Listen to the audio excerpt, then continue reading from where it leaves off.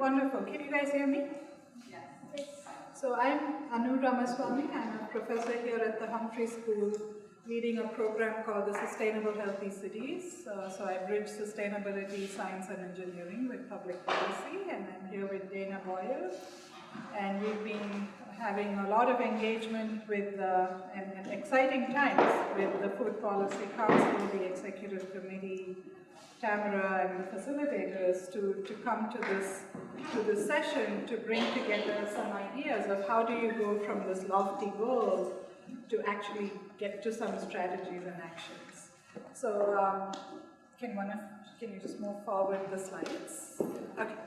So just before we move, so this is the broad objective, which is, can you go back? The broad goal is the overarching goal is for the city to develop a roadmap towards a more equitable, climate resilient, just and sustainable local food system and local food economy, so keep that in mind. And early on, back in April, we structured a very innovative framework. So I think Minneapolis is the first city to really think of justice and equity as a topic. So these are 6 topics that are consistent with the Milan Global Food Pact. So you saw topic 1 back in May, when we had diets and community demand in July, and now we're doing agricultural food production. Topic 3 will be coming to retail and distribution, and then food waste. It's almost like, where's food produced, how is it distributed, how are we wasting it, and then how do we govern the whole system.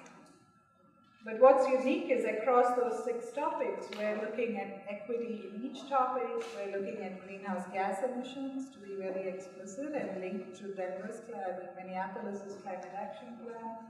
We're looking at climate resilience, other environmental impacts, health, well-being, and the economy. And today we're going to explore all these question marks. What do we know in topic 3? And the next slide sort of shows how do we think about developing objectives within each topic. And so if you look up there, that's the overall goal. And we would like to develop a few objectives in each of those topics. So do you see there's objectives in diet and demand, objectives in agri-food production, objectives in retail and distribution. I can get my finger to make a shadow. And objectives in food waste, and then objectives in governance. And the idea is to get just a few. So that's already 5 topics. And if you had like 5 objectives in each, you have 25 objectives. So you want to be somewhat minimalistic and high level in your objectives, and then really detailed in actions and strategies. And that's what comes below. So objectives are stated in words, preferably with numerical targets to achieve the overall outcome. Within each topic, we could have one objective to address food justice, because food justice is so important, and one could be community-wide action. So these are just ideas of how to think through them. And the objectives may cut across multiple of these topics, as we'll see, and under each objective, we could have strategies and actions. And generally, strategies are broad approaches. So if you say, I want to climb Mount Everest, if that's your objective, you may want to break it out into broad strategies, fly to Nepal, then decide which route you want to take. So those are strategies, and then actions are even more specific. What airline will I fly? How will I purchase my ticket? That's the difference. And so actions are specific steps. And so if you see now, just keep hitting return, each of those strategies can map to objectives. And what was interesting is we used the indicators from the Milan Food Pact. So the Milan Food Pact is already trying to suggest what are the types of things cities should be tracking. And so we actually used those indicators to have some insight on what those objectives might be. So we started with the Milan Food Pact indicators, and then said, okay, let's look upwards and see what do these indicators actually say you want to achieve. And let's see if we could extract really high-level objectives, and then we want to share that work with all of you, and then together see how can we build out. Let's look at the objectives, see how we feel about them, and then how do we build out strategies and actions to meet them. So here's what the Milan Food Pact indicators look like. So this is for food production. And I don't think you can see them way at the back, can you? Otherwise, I can just read them.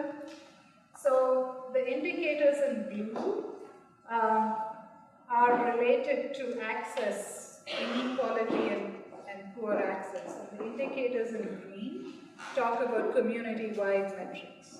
So an example would be, look at the number 26 or number 27, the surface area of agricultural spaces within the whole municipal boundary. They're just interested in the whole surface area. They're not really interested in who has access to it.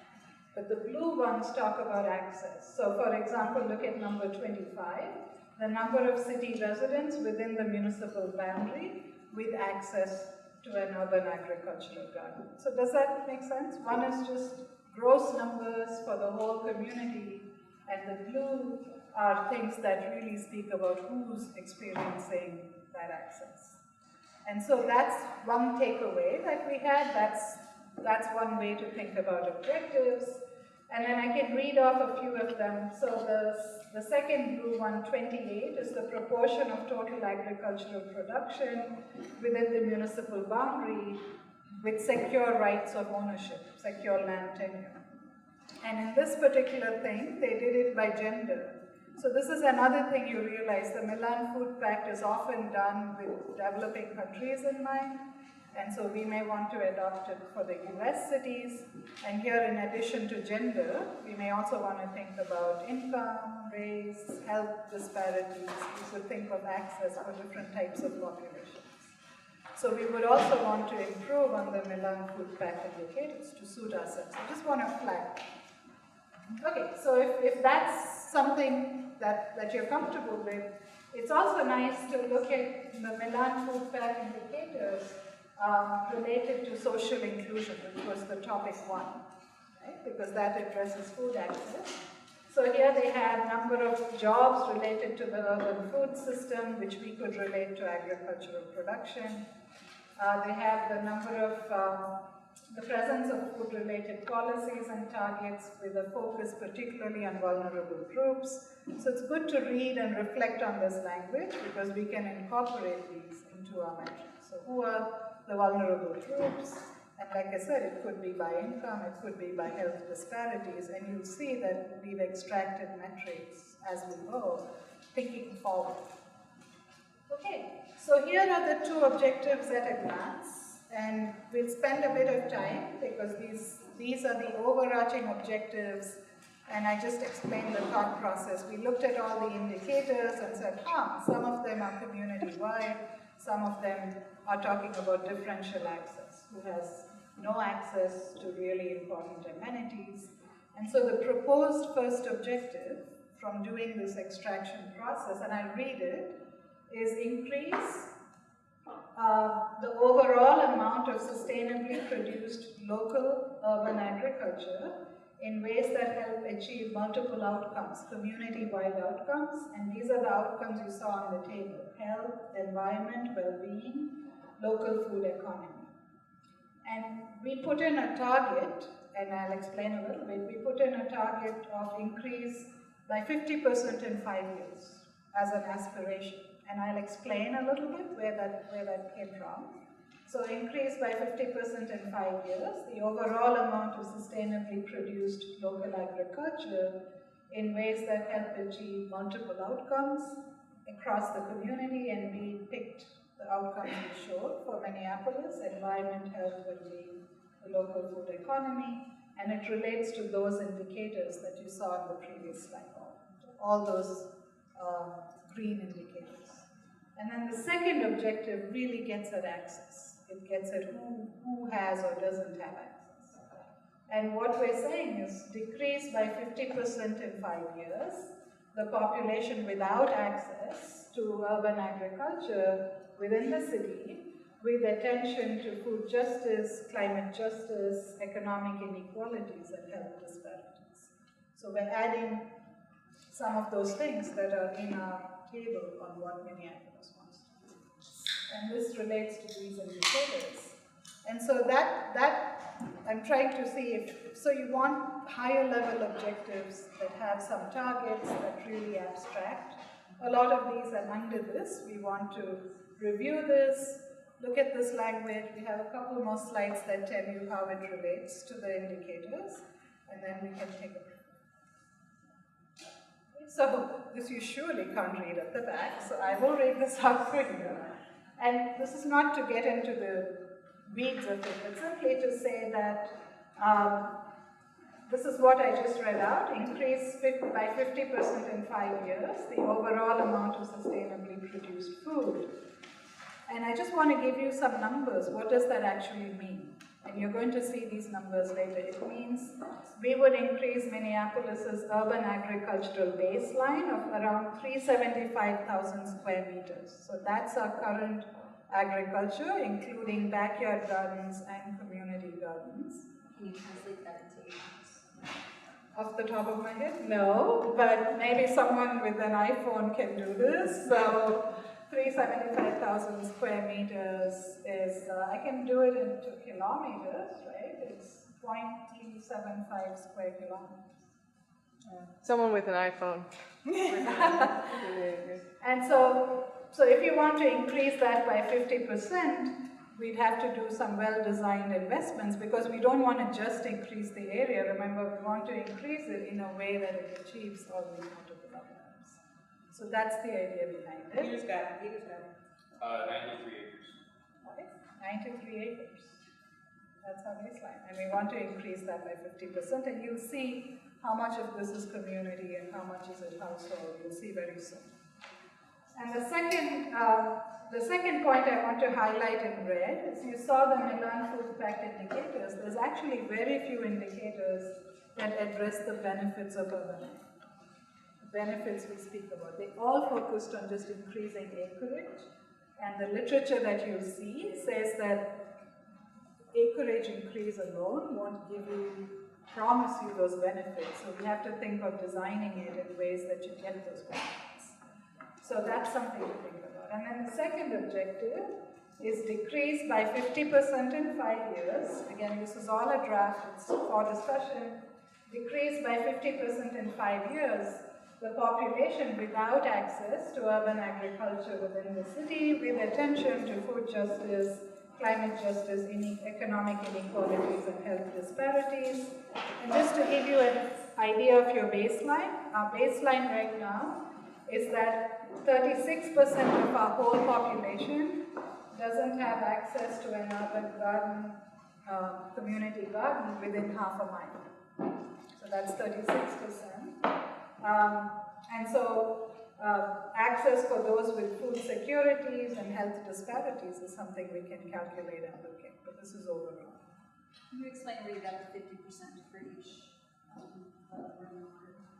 Yes. So if you go back, so this question of why is the wording the way it's worded? Why does the first one say increase by 50% in 5 years, and not something else? Okay. And so maybe I'll give you the quick summary. When you look at how much ag is happening, how many acres was that? 96. Okay, the 96 acres. I think about my memory may be wrong, but about 2/3 of that is community gardens. Yeah. And about 1/3 of it is our estimate. So our research group actually estimated how much backyard agriculture is going on. And so we thought, wow, I mean, if 66% is community gardens, it's within reach to have half of that in the next 5 years. Overlay development. And maybe we want to be less ambitious, but I could just, this is the thinking. I think the trick here is not just the acreage, it's can we really demonstrate those outcomes and think through this to get those outcomes. And that may be something, when you think of strategies, usually they say strategies are trying to get baseline data as your first, like buy the ticket to go from here to Nepal, and then there may be things about how do we know these outcomes can be achieved, how do we track. So those are examples of your way to Mount Everest. Okay. So the second one, why did we word it the way we had? So our original wording was I think we tried to mirror the same thing. We said increase the number of people with food access.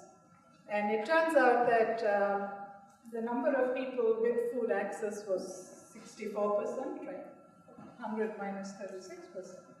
And then if you double that, you would get 128%, which is not feasible. And so we changed the language to decrease by 50%, because then you can always keep decreasing. You can go to a smaller and smaller number. Does this make sense? And so this was the sort of word thinking with numbers. I found it fascinating. When you actually look at the numbers. If 64% already had access, we don't want to propose doubling because it's just not feasible. And so that's how the baseline data helped think about designing these numbers in ways that are reasonable. Now, whether we want to do this in 5 years is up to everyone. But I'm just explaining why we said decrease for the second. That's one. Is that good? Yeah. Okay, what's next? Okay, so here are examples of strategies and actions. I don't know, I thought the Mount Everest maybe is a better example, right? But so, this is an example in agri-food production. Our objective one was increased by 50% in 5 years. The overall amount of sustainably produced local agriculture.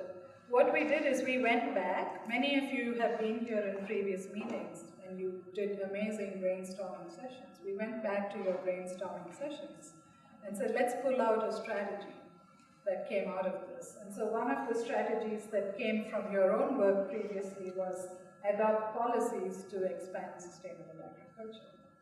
And then under that, we could have example 1A of an action. So policy is the broad strategy. What would be specific policies? That would be your action. And so sourced from the July meeting was incentivize private landowners to allow long-term community garden leases. And this is just an example to say that this is the type of work we're hoping to do together today. So getting some feedback on the objectives, and I explained where they came from, why one is increased, why one is decreased, what the baseline looks like. But our goal here is to now think of strategies and actions. So how other cities are doing this. So this is actually fun too.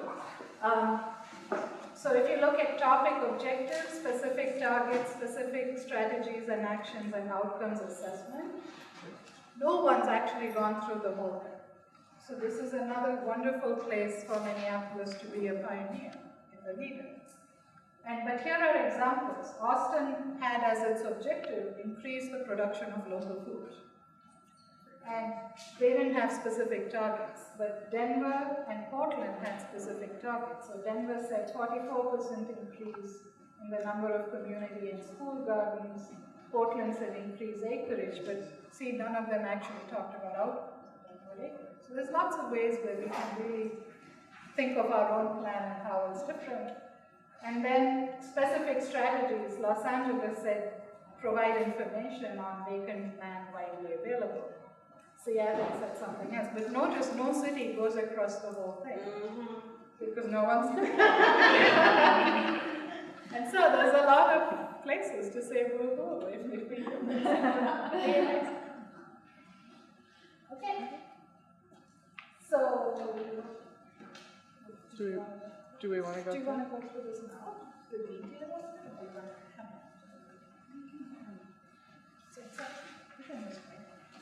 Sure. Okay. Do you want to? We could just walk over because it comes again at the end. Yeah, yes. So I'll just do it quickly because I think people at the back probably can't see this. But what we did was we said, here are the Milan Food Pact indicators that you saw, the one in blue and green. Here's how we got the numbers. For anyone who wants to look at how we got the numbers, that's shown in the second column. And we have numbers that will actually come out in the presentation about our baseline data. And then we had comments and suggested improvements along the lines I spoke about. We want to understand access not only for the whole community, but are our vulnerable groups having better access or worse access? How do we define vulnerability? And so I think these are the suggestions. One of our strong suggestions was to add another metric on the number of urban agricultural programs with measurable benefits. Let's not just increase acreage, but maybe think of urban ag programs where we measure the benefits. And so we added that because the literature is saying just increasing acreage wouldn't give you outcomes. Okay, great. So Nadia, yes. Go. Can I add something? Yes. Do you want? Just want to take a collective breath, because it's been great working with all the researchers. How many researchers in the room? Raise your hand high, don't be afraid. So what's interesting is I'm usually the subject of said research. And so I have to be cognizant of that. Because everything that's reflected there is what I live out every day in my life. And so I asked my question, as I was asking myself the question while I was sitting there, why is it important to measure? And if you ask the researchers in the room, they would have one answer. My answer might be different. It might be different than it was before we started this journey to figure out why it was important to measure. But what I know is that when there are gaps in data, it's really hard to shape policy. And so we put a tremendous amount of work into this. This is the watered down version, because we didn't want to overwhelm you all. So I want to be mindful that this was a lot of information. And the researchers in the room are probably really excited about this, as I am, because I'm a little bit of a data geek myself. However, I want us to be mindful of how important this is and how it will shape the future of our city. So I want you to think about two people who are not in the room, who you know will be impacted by what we do here today. I can think of, how many did we just encounter before we came here, Tasha? What, about 15 or 20? There are lots of people who will be impacted by what we do. So I want to ground us in that a little bit when we get into the discussions, because again, there's lots of data. I got a whole binder over there and I've seen it 16 times and I'm like, this is a lot. But I get excited when I think about what we can do with it. Because now I have data and I have numbers and I have words and I have documents and I have reports to support what I know I'm living every day.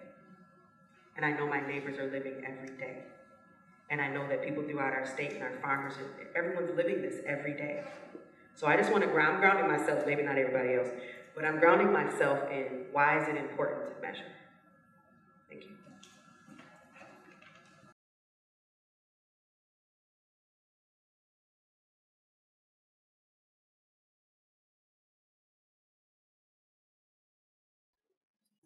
Okay, so now we're going to talk a little bit about the amount of urban agriculture that's currently occurring in the cities. So if you want to go, I think you have to go here. Okay, so we're going to talk about the baseline of urban agriculture that's currently happening in the cities. You have to kind of hold the wire. Oh, okay. There's like there's something. So to begin with some key takeaways so you can kind of frame the discussion, there's lots of agriculture that's actually occurring locally, but not actually always being used locally. So something to keep in mind. So increasing urban agriculture in the forms of backyard and community gardens won't necessarily rival the level of local agriculture directly surrounding the cities. And so we're going to dive in a little bit in terms of, well, what is urban agriculture? What is local? So we can kind of break this down a little bit. So to start it, what is urban agriculture? So urban and peri-urban agriculture can be defined as the growing of plants and the raising of animals within and around cities. So this is sort of the sound bite that's given by the UN, by different urban agriculture organizations. And so when you think about this, and this I thought was a nice figure, where you see the circle is the city, which would be considered urban agriculture. So this is including edible landscapes, backyard gardens, community gardens.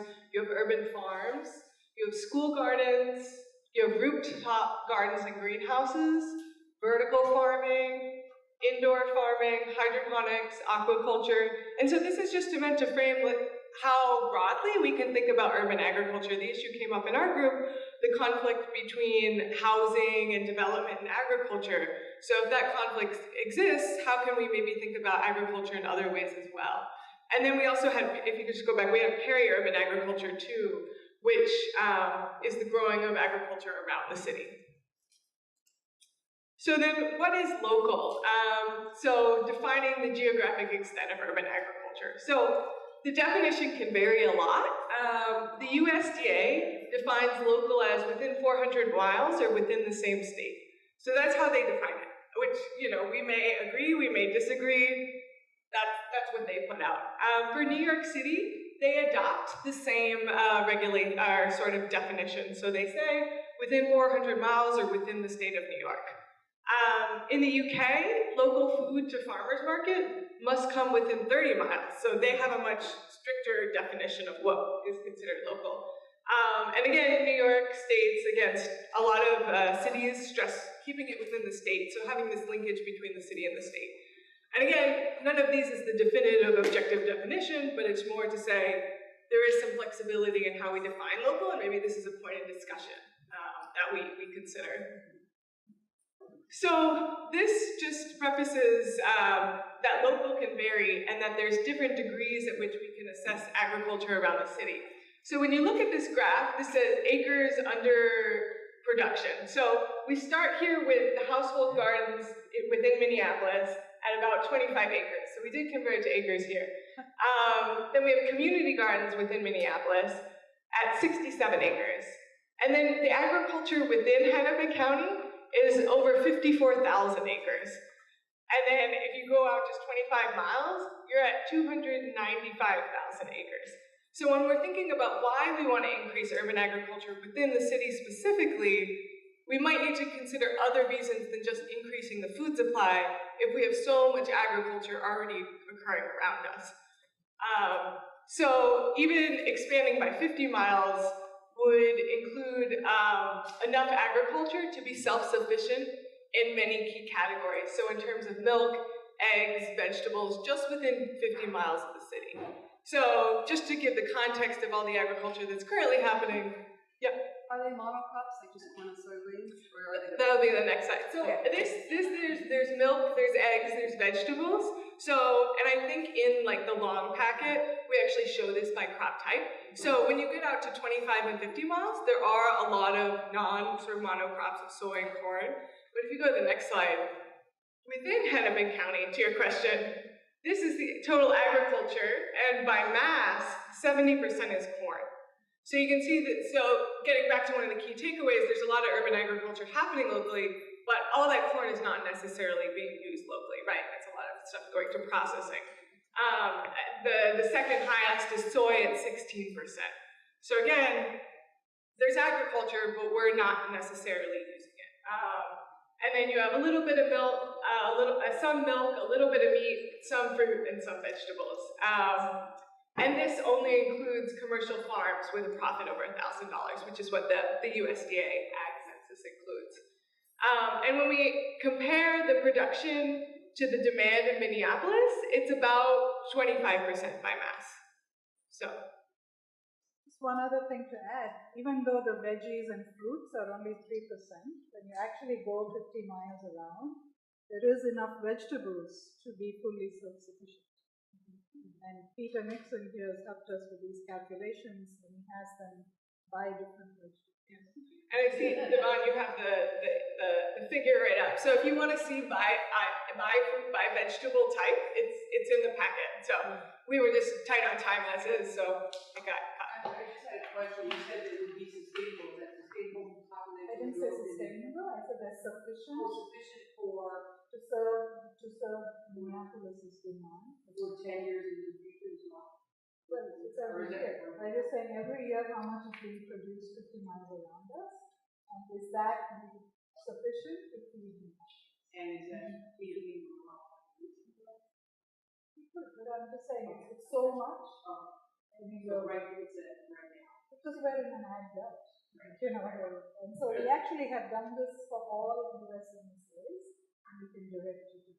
And most cities are actually surrounded by it. We've done it for all of the 370. You can go to the next one. So again, just to bring you back to the key takeaway, lots of agriculture is occurring locally, but not necessarily being used locally, thinking back to all the corn and the soy, so that increasing the urban ag in the backyard farmings, even if we hit those targets of increasing to 50%, we're not even going to get close to rivaling the total area in the county. That is to say, perhaps we're growing different crops, perhaps we're growing them for different benefits, which is the next section about how do we design these interventions, because it's not just about producing food. And then, so the real question to ask, what are we increasing urban ag within the city boundary for? So what are our objectives that we're looking to meet? So we want to go to the next one. So we also looked at the impact of income inequality on the frequency and size of household gardens. So a study that we did with our research group is we literally walked the streets of Minneapolis and we identified backyard gardens through alleys. And so on the left here, we have the percentage of households with gardens by income group. So low income, medium, and high. And we found that the lowest income had the lowest percentage of households with gardens. So just over 2%. Versus high, you're about 6.5%. Whereas the median garden size, the lowest income had the highest garden size, the median had the middle, and the high had the lowest. So there was a bit of a switch. And overall, combined across the city, all the backyard production that's currently existing contributed less than 1% of the city's fresh vegetable demand annually. And what's interesting to highlight here when we talked about this issue of access, so even when people have land access, so they're not living in an apartment building, only 2 to 7% are actually gardening in their backyard. So this is one way we can think about access, but obviously not the only way, right? There could be other things that are limiting a person, the time, the education, the materials, right? But this is one thing that says, okay, well, people in theory have access to land, but they're not doing it. So maybe there are other ways we think about access, or maybe people don't want to garden. Yeah. Can I add a tiny point on the thing that less than 1% contribution? Something that's been really striking me talking to grandmothers recently has been the number of very small garden plots that people grow greens and herbs on, and they talk about those as being what makes the groceries they can afford palatable for their families. So like there's a multiplier effect to the amount of produce people eat because I just that was like, you know that, but hearing it again and again also makes that figure a little more significant. Yeah, that's really important. So also to this question of access, so using Claire and Tamara's data from the Minneapolis Urban Ag Survey that they did earlier this summer, we plotted all the addresses that were given of community gardens within the city. And then we drew a quarter-mile radius and half-a-mile radius across each garden. So the inside purple one is a quarter mile around the garden. The outside pink one is a half a mile. And so we found that 33% of properties in Minneapolis are within a quarter mile of the garden. 64% are within a half a mile of the garden. So that's what... Sorry? Community gardens, yeah. So I just wanted to ask whether or not you looked into the actual availability of plots in those gardens, because I live near the Dowling Community Garden, but it's my understanding it's like a 6-year wait to get a plot. So that's not access, really. Yeah. Which is, again, like what we're getting to at the point is, here's one way to measure access in a very baseline way, and then how do we get on the nuance of, okay, well, what's actually limiting people's access in a substantive way, right? So it may be there, but that doesn't mean you actually have access. So yeah, important to bring up. And if you go to the next slide. So there's also this issue of who has access. So the next step is we look at, these are areas of low food access within the cities based off of what the USDA has classified. So a combination of low income and not having a grocery store within a half a mile, as well as levels of obesity. So can we think about access in the context of these two other outcomes to see, okay, which populations are experiencing these negative, or these other food system characteristics, and how do we compare access in terms of those characteristics? So, to be calculated.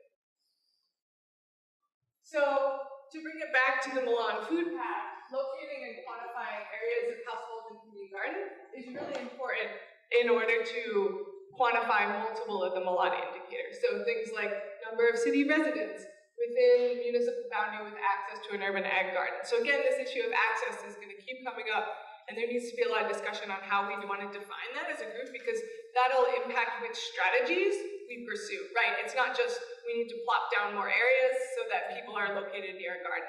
How do we actually decrease those barriers? Garden spatial location helps to inform issues of food justice, climate justice, equity, and health disparities. And a first analysis shows greater concentration of household gardens in higher income areas, while a greater frequency of community gardens in lower income areas. So with that information, we're going to take another stop to have a bit of a discussion.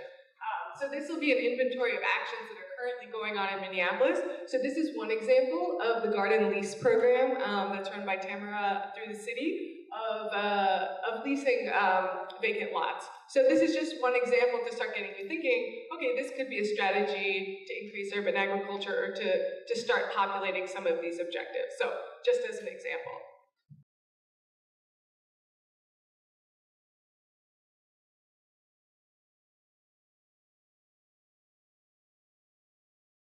So we're moving into the third part of this evening, and this is really asking, remember when Dana said there's so much agriculture happening around us, why should we do it here inside the city? What's the value it brings?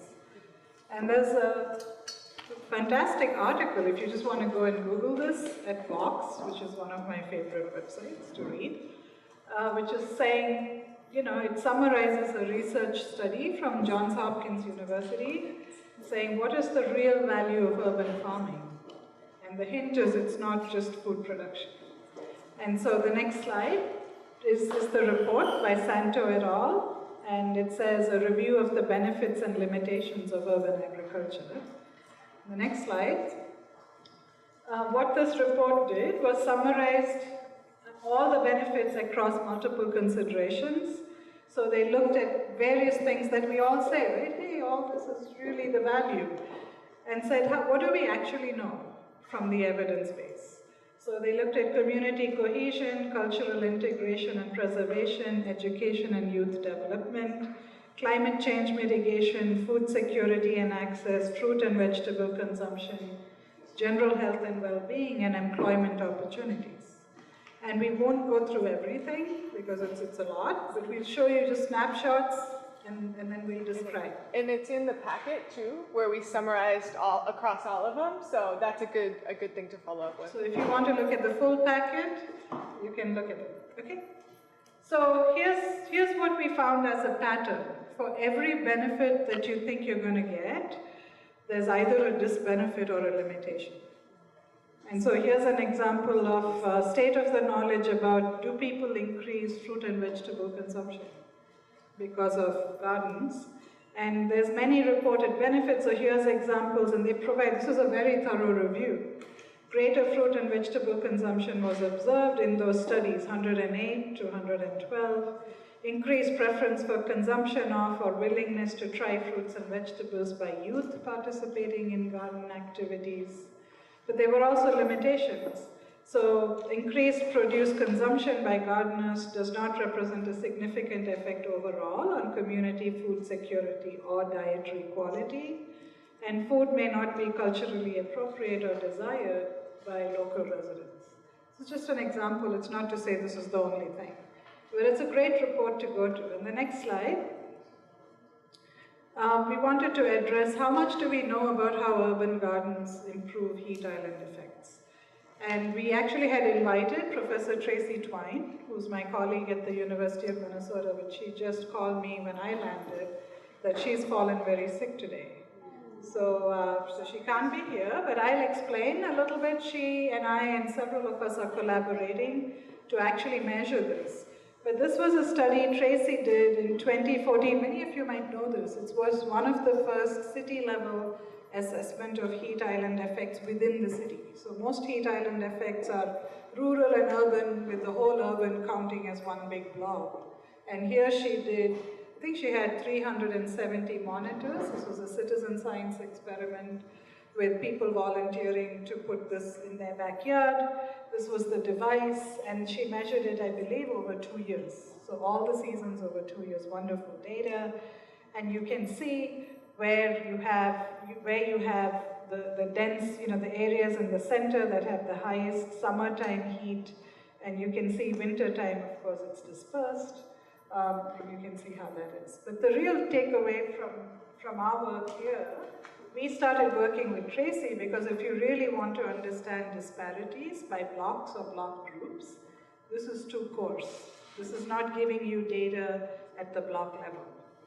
And so in the next slide, what we're doing is actually getting very fine scale information in our new study that actually has been supported through a grant we wrote together along with the city and health partners.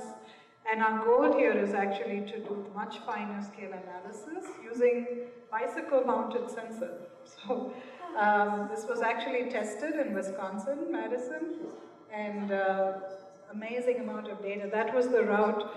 In fact, the Carly Zeiter, the student there, said she became so fit by the end of her dissertation. She was bicycling so hard.